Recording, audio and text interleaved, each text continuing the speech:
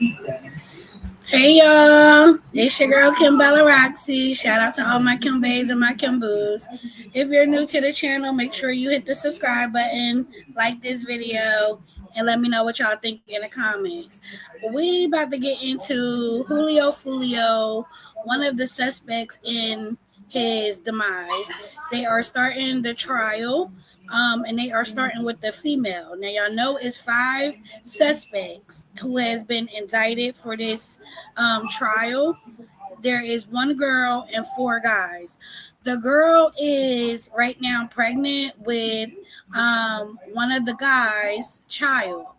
So apparently, she is going to be the first one to go to trial. Now, she did want to cooperate, but in a certain way. She wanted to use like domestic violence, which means she was trying to say like the baby dad, the father of her child, which is the co-defendant on the case, he would do things to her and she would be a little bit scared of him. And one of the things that he used to do was take her phone. And apparently her phone is the key phone to give up Julio Fulio's location. So this is how she plays a part in the whole situation. So her name is Alicia Cruz. She's currently pregnant and she is going to be the first one tried on this case. So we about to watch her last pre-trial court proceeding because y'all going to hear the judge say soon on Monday coming up her case will start jury selection, and then Tuesday is if everything goes good, um, they will start the opening statements. All right, so we about to get right into it, and let me just go ahead and start it. We're gonna listen, and then I'm gonna come back and talk about it.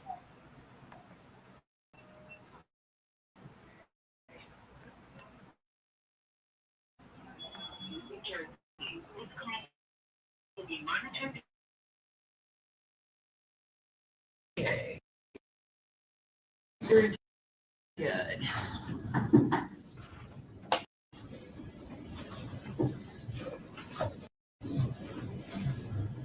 Okay, so we are ready to proceed forward with the pretrial conference. State, are you ready to try this case?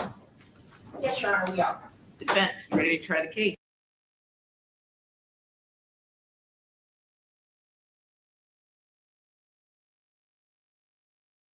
Yes, Judge.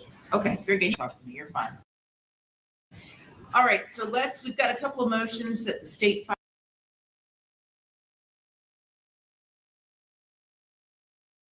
I have not received any from the defense, so we will proceed forward on the motion shortly.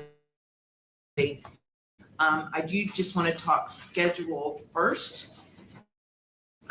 We have 100 jurors for Monday morning, and we will be picking the jury in courtroom 1.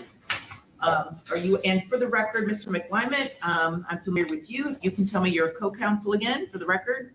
Like Malcolm, Your Honor, for the record. Mr. Malcolm? Yes, Your Honor. Okay, thank you so much. Okay. And for the state, we have Ms. Very good. So Mr. Malcolm and Mr. McClyment, I don't know if you're familiar with courtroom 1. It is over in the civil complex, the George Edgecombe Courthouse on the 6th floor. And when we're done here, if you would like to go over and just take a look at it, I'm sure that would be fine, just so you have an idea. We're going to pick the jury in that courtroom, but try the case in this courtroom. So we do have a seating chart. Have they been given a copy of the seating chart? Yes, Judge. Okay. Yes, Your Honor. So you can see on the seating chart, it'll be jurors 1 through 100. So you'll be able, when you go into that courtroom, you'll be able to take a look at the seating chart and get a better idea of what, that actually looks like. So this is not a death penalty case, but due to the fact that there may be a number of individuals that know something about this case, I may do a similar process that I would do in a death penalty case. But I just wanted to speak with you all about it. So due to the fact that we'll have 100 juror slips or questionnaires for you all to review, Madam Clerk, what's the earliest do you think we'd be able to get those slips?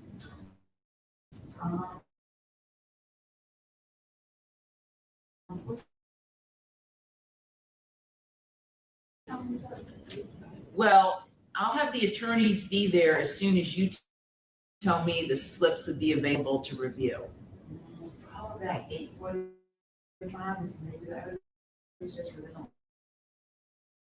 Actually, it's called. It's learning. Okay.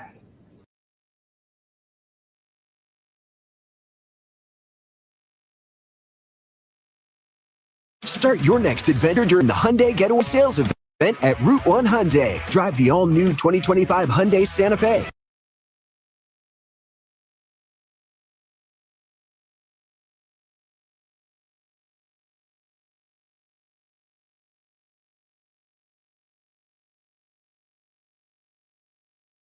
Okay. So I'm going to ask the attorneys to be at courtroom 1 at 8:30 in the morning. And once the panel of 100 is pulled, the clerk's office does have the ability to send the questionnaires over to the in-court clerk for them to be printed up before we even actually get all 100 people brought over to the courtroom. So what I may do is give you all some initial time to begin reviewing those slips. And then I may do what I would do in a death penalty case, where I do an initial voir dire of the panel with regards to any request for excusal due to scheduling conflicts and also knowledge of the case. And in a death penalty case, I normally do those on an individual basis. So we can see how many individuals we have that raise their hand as far as to one of those two questions. And then I can decide how I'm going to do it. But definitely any individuals that have knowledge of the case, that will be done on an individual voir dire basis. And then I'll make a decision with regards to individuals that are claiming hardship once they raise their hand, if I'm going to do that individually or just do it as part of the group. So related to that, I'm going to need a stipulated statement of fact from you all that you've worked on that I can read to the jury. And that way they can at least have enough facts. So that way they can hopefully tell us yes or no, I think I know something about this case, or no, I don't. All right. So once I've done the individual voir dire regarding any knowledge of the case, and once I have question the jurors about if they've got a hardship request to be excused,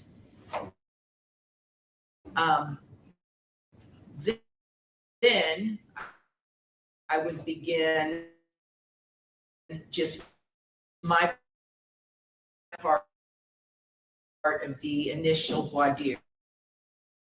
There's a certain spiel that I do, which takes a little bit of time, not too terribly long. So my point is I think that will probably take up most of the morning. So whatever juror questionnaires you still need to review, you should be able to have sufficient time over the lunch break to finish your questionnaire review before I turn it over to you all. Just so you know that with regards to the voir dire I will do regarding hardship requests or knowledge of the case, I will do the initial inquiry of the potential juror, and then if you all have follow-up questions, and then I will give each the state and the defense a chance to do follow-up questions of that specific juror. but limited only to that issue, whether it's either knowledge of the case and or a hardship challenge. When we break for lunch, then I will ask you all if you agree to any of those individuals being struck for cause. At that point, if you all agree and I agree, then I'll go ahead and dismiss any people that are obviously going to be gone.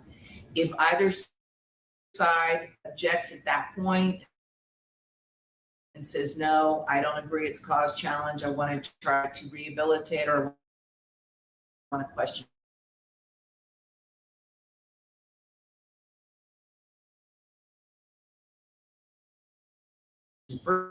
further, then great, they stay on the panel and I don't strike them. I would only strike them if you all agreed and I agreed that it was a cause challenge. Okay. I don't want to cut you off. This, Welcome. Let's see, Ms. White. Let me see here.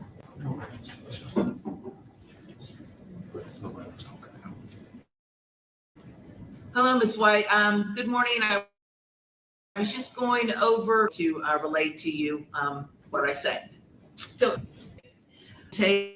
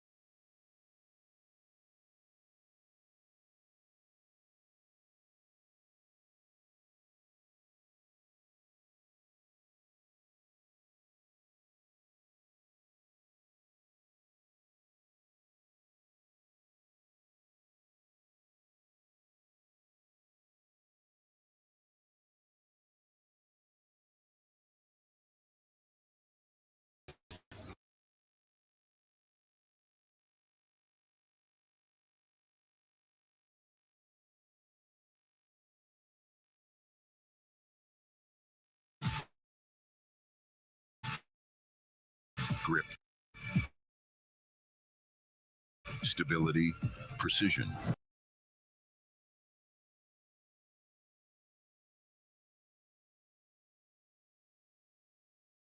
Mattress for your best sleep during the Labor Day match.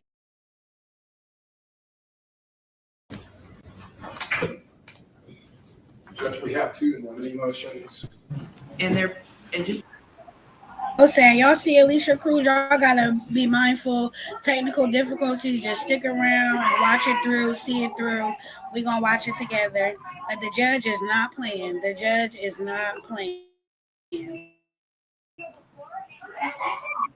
I did review them and they appear to be kind of fairly standard. So I don't know if there'll be any objection or not, but let's start with the state's motion in limine regarding asking the defendant, counsel for the defendant, to refrain from making any direct or indirect mention whatsoever at trial regarding self-serving hearsay statements of the defendant unless being offered as a confession or admission by a party opponent. Additionally, any self-serving hearsay statements made by the defendant to any other defense witnesses or co-defendant. All right, defense, any objection to this motion?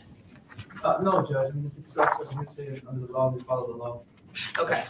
And with all of these, I'm going to grant the motion with the understanding that if something changes at trial, and if you all think, the defense thinks that we need to readdress that, you just have to bring it to my attention and let me know before you get into this kind of evidence. All right? So if things change, the door's always open to discuss it. And just for the record, we're looking at the second motion. This one is titled State's Motion for Order in Limine, so I think this is probably the first one. It is, Oh, yes. like that was filed back in December? That was filed on the 31st day of July. Oh, I just have the number. All right. Around right in the middle of the first one.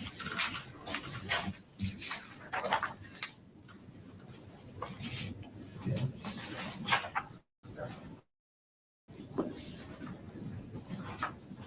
All right, next up is the state's second motion for order in limine. And this is a number of paragraphs. All of this stuff appears to be fairly standard case law. Is there any objection to paragraphs 1 through 5 of the state's second motion for in limine? No objection to paragraph 1. Okay, No granted, objection to paragraph 2. granted.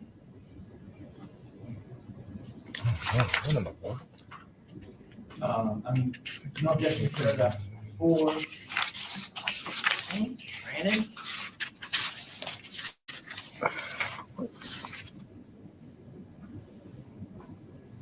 Okay, well.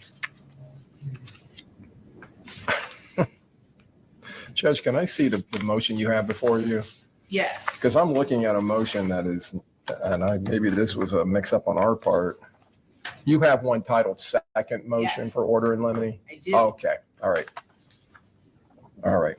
You probably have the correct one then. I'm looking at something I think was, and I will admit that a lot of this was cutting and pasting from prior motions on other cases. Sure, here, just take a look at what I'm Okay, referring thank you, to. Your Honor, and I apologize. And then make sure defense is looking at the same thing. Okay, yeah, this is right.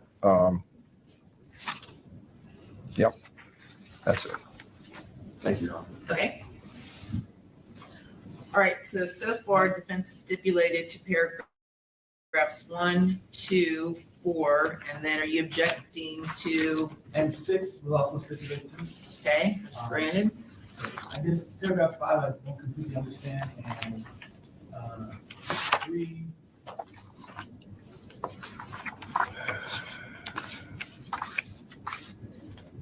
I guess also I would object to that.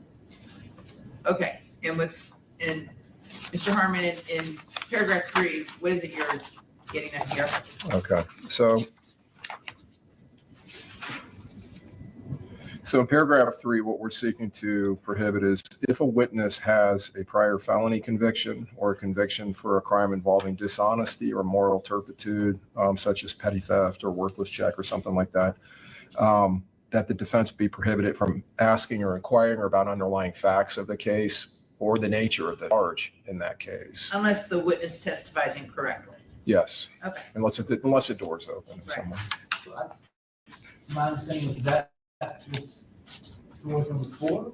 So I'm not sure if 4 and 3 are kind of. Well, it is basically 4 is just, we're seeking to have an understanding as to the appropriate way to impeach with a prior conviction or crime of dishonesty. yeah, so, So if 3 is pretty much the same as 4, we have no objection. We don't intend to ask about to impeach witnesses with underlying facts of criminal cases that they had. okay. And then the only question I would have on paragraph 3, it does state that concerning the underlying facts and nature of any pending criminal charges.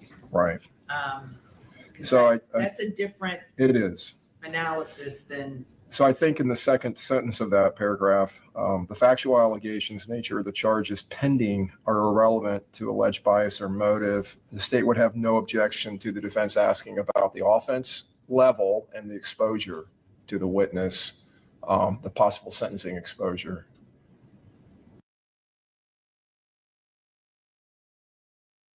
Okay, if there's one AI site builder you need to meet, it's this dope tech from Wix. Now this And If it's a first degree felony, then you're looking at 30 years, second degree felony, 15 years. I think the case law that I cited supports the fact they cannot get into the nature of the case and then start trying the case, basically. and would defense or even state be able to get into the jurisdiction? I believe so, because it would go to the bias. They would have more possible motive to testify favorably for us if it's here in Hillsborough. So, Okay. So, Mr. McClimate, so you all are in agreement that when it comes to the underlying facts of any prior conviction, that's not admissible unless somehow the door's open if the witness doesn't testify accurately. When it comes to pending criminal charges, if any witness has a pending criminal charge, you all would be able to discuss offense level, like what degree felony or misdemeanor, what the maximum penalty exposure would be, and the jurisdiction where those pending charges are. So yeah, the only objection I would have is that it should be limited to just those three things. Right, and I'd imagine, now that it's explained a little bit, that one of the witnesses, Robert Howard, because he does have a pending case in state and federal court, I would imagine that maybe this is to limit any questions as to him, but we did take his deposition, I think 2 days ago. He did testify that he is open for a cooperation agreement, and those questions should be fair game. That witness, you can get into the fact that he is specifically stated he's hoping to get some type of cooperation agreement. Okay? And then as a result, I don't know if he's been given one or not, but if he has not been given any type of assurance or agreement, the jury can hear that, or if he has been given some type of assurance or agreement, the jury can hear that. Yep. Okay? Yes, Your Honor. All right, so it sounds like after we've discussed it, everyone's in agreement, so that motion, paragraph 3 is granted as we just discussed. Okay, so then 5 is that basically this similar issue, same. Well, it's similar in that it would be asking a witness about misconduct or prior bad acts that are not convictions. Okay. Any objection to that? Only, obviously, to stay open the door, because they have asked the court to allow them to get into the history of the violence between different gangs. Sure. And neighborhoods. So to the extent that I'm cross-examining a witness about those things, then I think that is all fair game. I agree. Yeah. So No objection to that, it's understanding that if the state has opened the door to a specific bad act or specific act of misconduct, then obviously the defense would be able to question the witness about it. Okay? Okay? All right, and then I think that takes care of that motion, right? There's a paragraph 6, which I don't believe. They said they agreed They to. agreed to it, okay. Okay, so, and next up will be the state's motion in limine regarding prior incidents of domestic violence between the defendant and Isaiah Chance, and motion to strike defense witnesses Jewel Jordan and is it Jakayla Robinson? The motion, so I'm aware of the factual basis. And I guess my first question would be to the defense, do you oppose this motion? I do. Okay, so go ahead, Mr. Doherty. Judge, we did take the depositions of both of these witnesses earlier this week. Based on, again, it's self-serving hearsay. They did not themselves witness any sort of domestic violence incidents between the defendant and a co-defendant, Isaiah Chance. All of the information that was the basis of their testimony was relayed to them by the defendant after these alleged incidents took place. There were some visual observations that they made. But Judge, all of this is not only is it with the exception of their observations, is again based on self-serving hearsay, which would be inadmissible, but rather, Judge, this has to go to relevancy. This is a case where the defendant and all of the co-defendants are charged with first-degree premeditated murder and conspiracy to commit first-degree premeditated murder, and any sort of facts or instances having to do with this defendant and the co-defendant regarding domestic violence simply is not relevant in this case. The only possible defense that could possibly go to is duress. And Florida, the law is clear. There is two Florida Supreme Court cases. There are district court cases that are on point that says in a intentional homicide, first degree premeditated murder, we're not talking about felony murder here, duress is not a defense. So why any sort of prior domestic violence instance between this defendant and one of the co-defendants who she was dating at the time would have any bearing to any material fact in this case? It doesn't. So I don't see why they should be able to elicit. That would only serve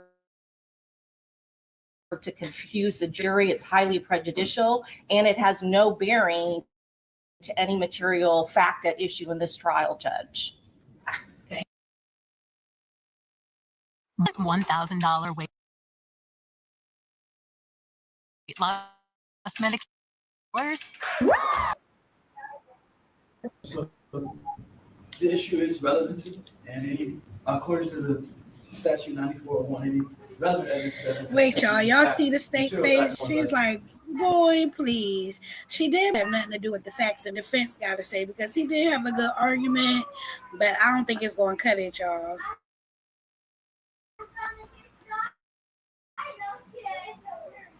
See, it's obviously charged with first degree premeditated murder. So state of mind is going to be relevant in this case. And state of mind is definitely relevant in first degree murder cases.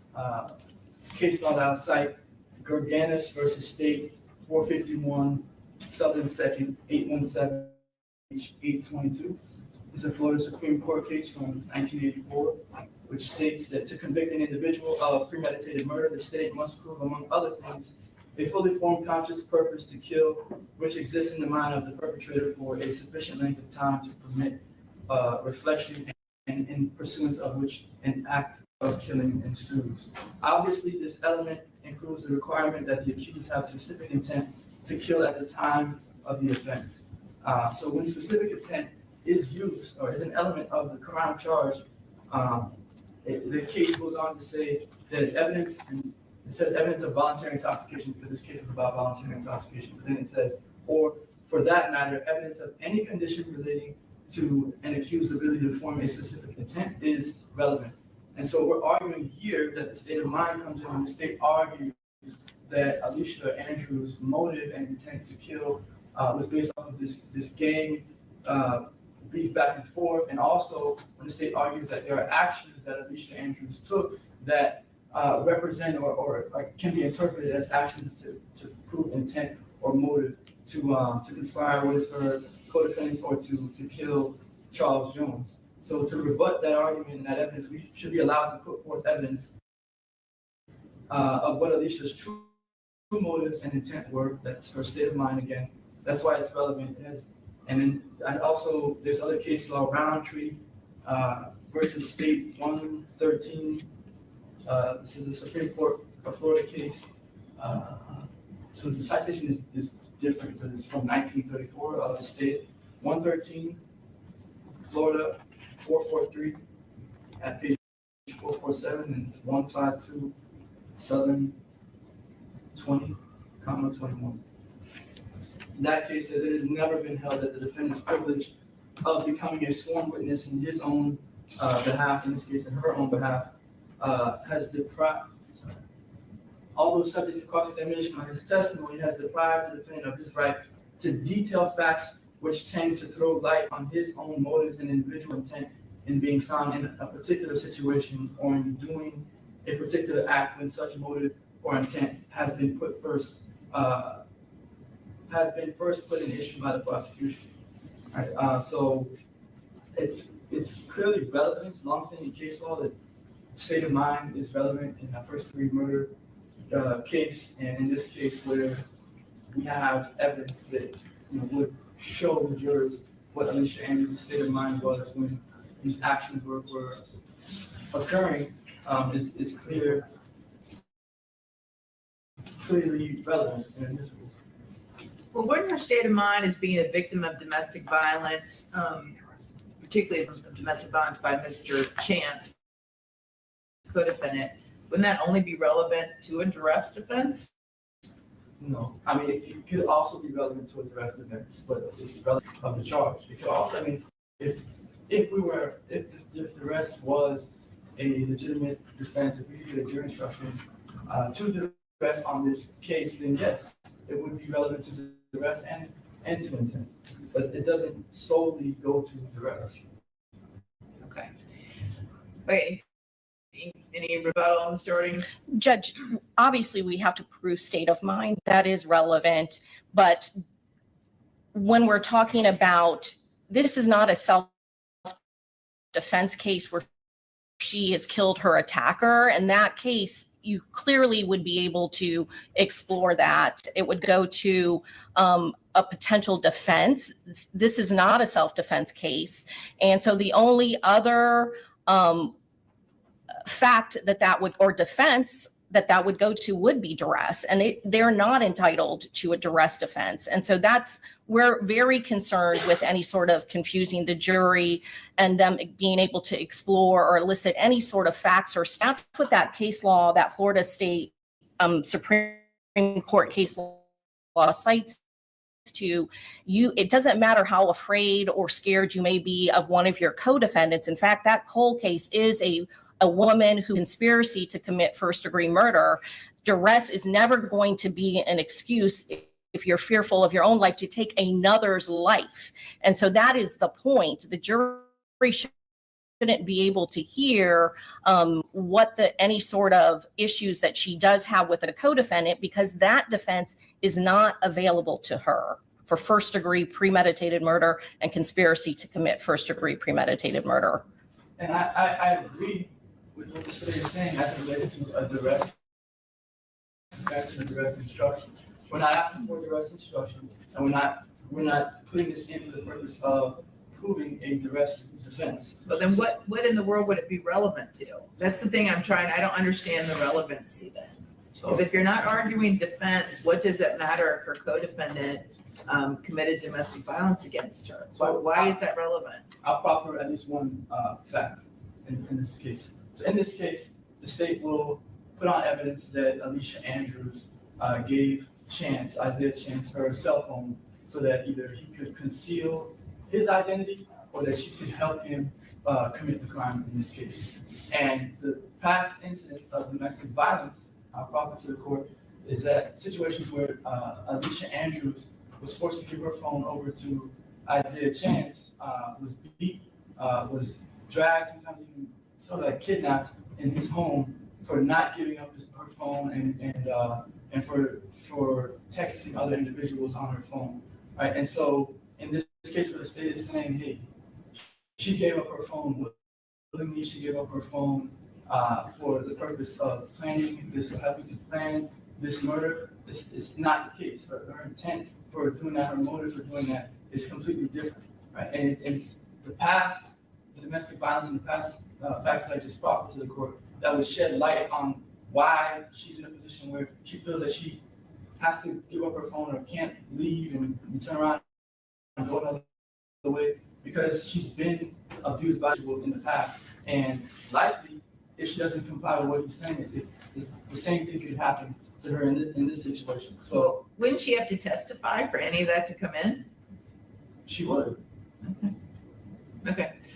Okay, so here's what I'm gonna do. At this point, I'm gonna grant the motion without prejudice, okay? So we're regards to the motion for order in limine, you all are not to get into any prior incidents of domestic violence between the defendant and Isaiah Chance, her co-defendant. However, if it appears to you that you think it's not relevant, we just need to talk about it before you get into it. Okay, so I'm granting the motion without prejudice to review it. With regards to the motion to strike the defense witnesses, I'm going to reserve ruling on that. I'm not just going to strike them at this point, but again, before you were to call them as witnesses or even discuss what their testimony might be in front of the jury, you can't do that until you've gotten permission from me. However, I do think, do you have a defense witness list other than just these two witnesses? We have a cell phone expert. Okay. That we listed, and that's it. That's fine, because when we're doing jury selection, I'm going to ask you to identify any potential witnesses. So go ahead and include the names of these two witnesses on your list, just to make sure that none of the jurors know any of your defense witnesses. But again, we're doing this with the understanding that they're not going to testify, and you're not going to discuss what their testimony would be unless you've asked me to revisit this and I have told you, yes, this is now admissible. And I also want to add to my argument. The state, back in December, they filed a motion in limine to get into a bunch of evidence about different gang wars and beefs in Jacksonville. And they said that was relevant to prove motive and intent as to Alicia Andrews, who's not in a gang, he's not even affiliated with a gang, according to their own witnesses and their own detectives. And that was somehow relevant to Alicia's state of mind. Something that has nothing to do with her, really has something to do with her co-defendants, and somehow that is relevant to her state of mind. But here it is arguing that things that have actually happened to her and reasons as to why she may have been in the position that she was in are not relevant to her state of mind, but yet something that happened years prior, something that has nothing to do with her, is relevant. So, I mean, it seems unbalanced. If we're gonna have a trial and there's gonna be evidence put forth about all this stuff, and Alicia Andrews can't talk about why it is that she was in a position, she was in a car with an individual, why she was giving up her phone, why she may have been outside of a club with an individual, why she didn't call the police, and all these different things. If she can't talk about that, it just seems to me to be unfair. Well, and again, that's why I asked you about the only way this comes in is if she testifies. Now, if she decides to testify, then we will have another discussion about this. And by then, I will have heard all of the state's evidence, and then I'll be able to, again, consider whether or not any of this testimony would now be relevant. So I guess in jury selection, I don't want to step on any toes or do anything, incorrect in jury selection. So if I'm asking questions about any sort of domestic violence, I wouldn't want to draw an objection and maybe shut down if it ultimately comes in. Well, Steve, would you object if the defense just generally talks about or asks the potential jurors, have you ever been a victim of domestic violence? You ever been accused of domestic violence? Judge, I would be just for this very fact. We don't know if she's going to testify. And again, even if she should testify, it is not relevant. It doesn't, we would be arguing again and objecting to any questions posed to her regarding any instances regarding Isaiah Chance. I think the law is very clear. I understand. I know you may disagree with me. I'm just saying, if, and there's a lot of ifs built in here, but you guys only get one chance to talk to this jury. I know. So I'm kind of layering one scenario on top of another. So I just want to make sure that both sides have the ability to be very thorough with any, and I don't really see the prejudice to the state if just generally speaking, because you're going to be talking to these jurors about if they ever been a victim of a crime, have you ever been accused of a crime? And I don't think there's any prejudice to the state if you're allowed to more specifically get into, and just while we're discussing it, because this is a murder charge, it's a crime of violence, have any of you ever been accused of or been a victim of domestic violence? I really don't see the prejudice to the state during jury selection. Your Honor, if I could suggest if that inquiry is allowed, and I understand the court's ruling, that it not be stated to the jury that an issue in the case. Correct. Correct. So I agree with that. okay, that's fine. Your Honor, your ruling concerning us either party getting into that issue that has been addressed in this motion, that obviously applies to opening statements. So that's what I was. I just want to make sure we're all. Yes, there's everything so far. If I've granted the motion in limine, it's not coming in at all, not in opening statements, not in any question of a witness, not jury selection other than what we've discussed here, the exceptions, unless you, outside of the presence of the jury, the defense has come and said, listen, we now think this is why it's relevant and we want to revisit it. Okay? I mean, we would like to get into it also in our opening statement. I don't know if I know you would like to. I would like to be, 20 pounds lighter. However, that's not going to happen anytime soon. So I understand this is what you would like to do, but listen, if at some point this evidence becomes relevant, in your opinion, you can renew your motion and we'll discuss it. And then at the appropriate time, it would become, if I think it was admissible, and come in, but not at the beginning. Okay?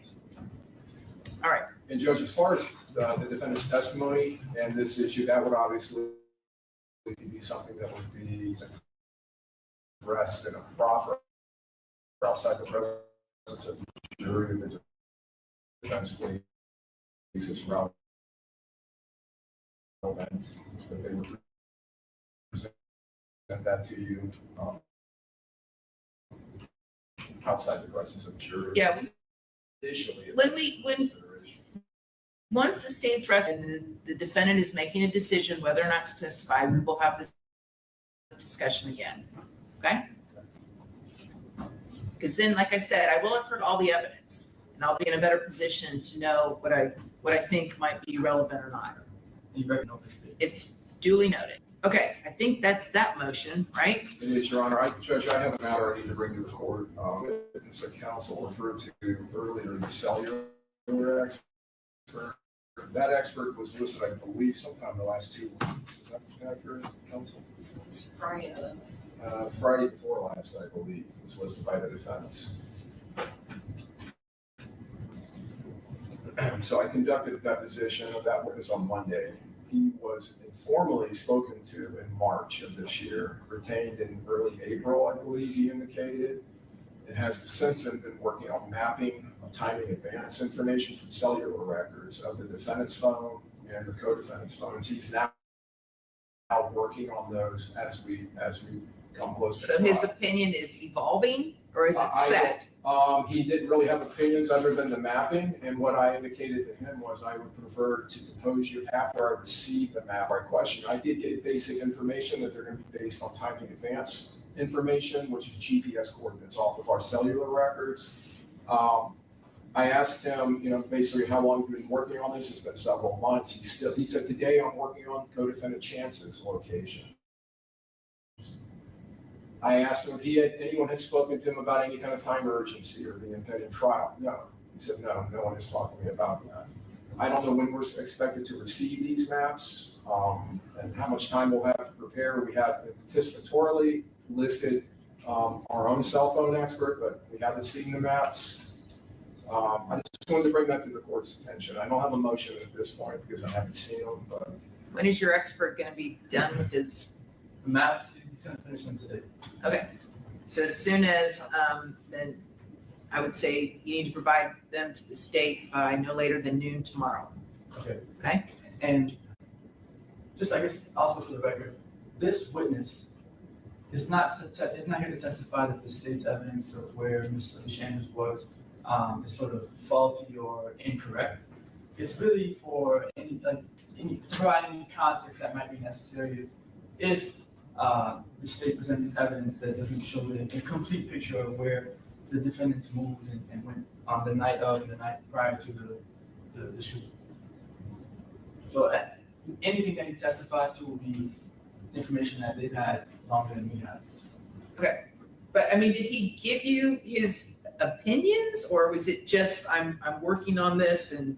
He did not give me opinions, Your Honor, other than he did not find any errors in the extraction of cell phones, but the extracted information from the different handsets and cell phones is not part of his mapping. So that was really the only opinion he gave me on something that apparently is not going to be presented by the defense. So it's the maps that we're concerned about. At this point, having not even seen them, I can't really. Okay, so I tell you what, I know you guys are gonna be busy, but you'll get the maps no later than noon tomorrow. If you get them by 5 today, obviously send them as soon as you get them, okay? If there's an issue, I would ask that you make your expert available Friday for an informal discussion. All right, Mr. Harmon? And if you think there's a need to redepose him or depose him, we can break early Friday and we can leave Friday afternoon open, okay? Okay. If need be. So just let me know by Monday if you think you're gonna need to depose him. Okay? Let you know by Monday? Yeah. Okay. Will do. Yeah, just so I know for scheduling purposes. Oh, next week, Friday. Okay. I misunderstood. Okay. No, this Friday, I want you to have informal discussion with him once you get the maps. Yes, Your Honor. And then if you think it's gonna be necessary to do more formal discovery, i.e. taking his deposition, then that can happen next Friday afternoon. Because I don't think you all will have rested. From what I'm hearing, all of your witnesses are not even available till the following week. So next Friday afternoon, if there needs to be catch up on any discovery, that's when we could do it. I just need to know before we begin selecting the jury, so I can let the jury know what the schedule is, so that way they can manage their lives. Yes. And I may break a little early on Friday, just because. We'll see. All right. Okay. Thank you, Your Honor. Anything further? Judge, the only thing else in the state is all offers of proffering the defendant are revoked. Engaging in kind of plea negotiations from this point going forward. Okay. Ms. Andrews, you understand the state is revoking any plea offers to you. Do you understand that? Yes, ma'am. The only other thing I have is that a state witness, Robert Howard, Yes. is in custody. And I'm not sure if the state has already had the transporter signed back here, brought here. I think, let me look. There was a writ someone signed. Yes, Judge, the arrangements have been made. He has formal federal Yes. charges. There was a issue where we were waiting for the federal judge to give the okay, and I talked to the federal prosecutor and they had filed their formal motion to continue the sentencing. So I anticipate that we should be getting word soon from the federal authorities that he is going to be shipped in time for the trial. And it was signed by Judge Leffler. Okay, thank you. Okay. Anything further? That's it. All right, very good. So the attorneys need to be courtroom 1 at 8:30 in the morning. And then if you all want to walk over and take a look at courtroom 1, the bailiffs will be able to tell you where to go. All right? Thank you. Okay. Great. All right, y'all. So as y'all can see,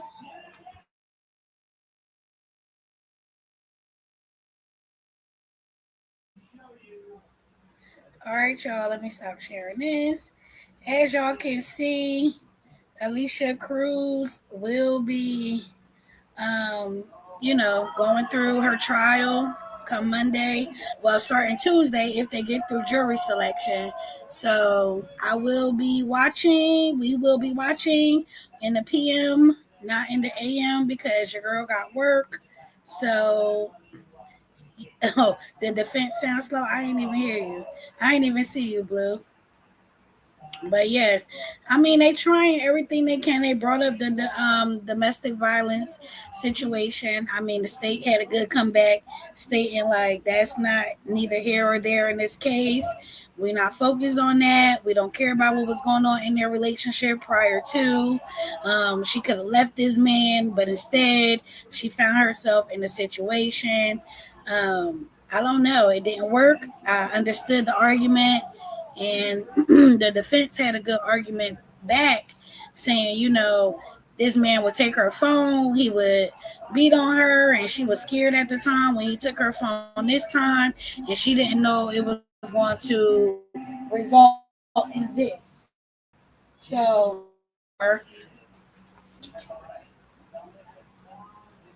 her jewelry selection should begin Monday and end Monday, and open statements gonna start Tuesday. And I don't think this case is going to be long because they have 4 other people that they're trying. So probably about middle of next week, beginning of next week, this trial for Alicia Cruz probably will be over with. But y'all drop me a comment. Let me know what y'all think the verdict gonna be. Before we get started, we got to put our predictions in. I think they are going to find her guilty. Unfortunately, she played a role in it. I know the state got good evidence. We've been seeing little things here and there. I think they're all going to be guilty. And it's a shame because I thought they offered her 18 years in the beginning, but then she turned it down. So I don't know. I really don't know. And then the next person up probably gonna be her baby dad, the Isaiah dude. I don't know what order they're going in. We just gotta listen. And if y'all do know, drop comments and let me know. But your girl will be around. Put on y'all bell notifications. I don't like the brother presentation. It needs work, in my own opinion. I know that's right, Blue. Everybody entitled to their own opinions. I mean, what can we say? We're here for the show. It is what it is. I know one thing, he need to stand up with his hands uncrossed when he talking to the judge. Like, at least have some respect for her to even look at you like you something. You already know they gonna look at him just how he looked by his color. Let's just be real, and probably think it's BS. That's just how we're perceived. It is what it is. He need to stand up straight, hands down, and talk like he mean business with confidence a little bit. That's what I think about him. But as far as the argument, he tried. The girl was scared of her baby dad, and this is what happened. But baby, it didn't work because the state said that's neither here or there, which is facts. That's neither here or there. That girl could have left Isaiah, the other co-defendant, the father of her child, when he first took her phone, probably many fights ago. So it is what it is. They're not playing with these boys and this girl. They're not playing with these 5 folks. They're going to give them exactly. And is this a death penalty case? So the plea is now revoked. They're not offering any more pleas to her. Is this a death penalty case for everybody? I think so. This is in Florida. So same thing like YNW Melly. He on trial for the same situation. And he's fighting a death penalty case. So, Florida, they giving it up. This is how they giving it up. So I don't know. Make sure y'all share the video. We will be back. Make sure y'all come kick it with me. Make sure y'all hit the like button. This is all I really wanted to talk about today was Alicia Cruz last court session before the trial start Monday. I know they're going to get the juries together, and this judge not playing. She said 9 to 5, 10-minute breaks, 1 hour long lunch breaks, and we're leaving at 5. If it go over a little bit after 5, they'll try to, finish what they started if it's the end of somebody's testimony. But they try to keep things, she's trying to keep things on a strict program for the juries, which I'm here for that, because if I was a juror, if we're supposed to be done at 5, I need to be going at 5. So we'll see how everything go. Make sure y'all, like I said, hit the like button and drop me some comments. All right, y'all. I will see y'all on the next one. Thanks, Blue, for pulling up. You already know. All right, bye, y'all. Oh, wait. Before we go, I always say before we go, I gotta do this before we go.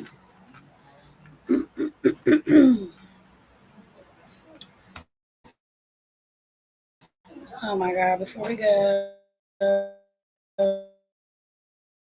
gotta always do this. I gotta remember this on my show. Make sure y'all know where to find me at, even though y'all probably ran across my screen or ran across my live just by me going live. But you can find me at Kimbella_Roxy on Instagram, and y'all can find me on YouTube, Kimbella_Roxy. Make sure y'all go check out my videos. I got a few videos on there. Run them up, run it back. Go see how your girl. Go see what your girl be doing. Go look at some of my videos. And yeah, come check me out. All right, y'all. I'm gonna let y'all go, and I will catch y'all on the next one. Bye, y'all.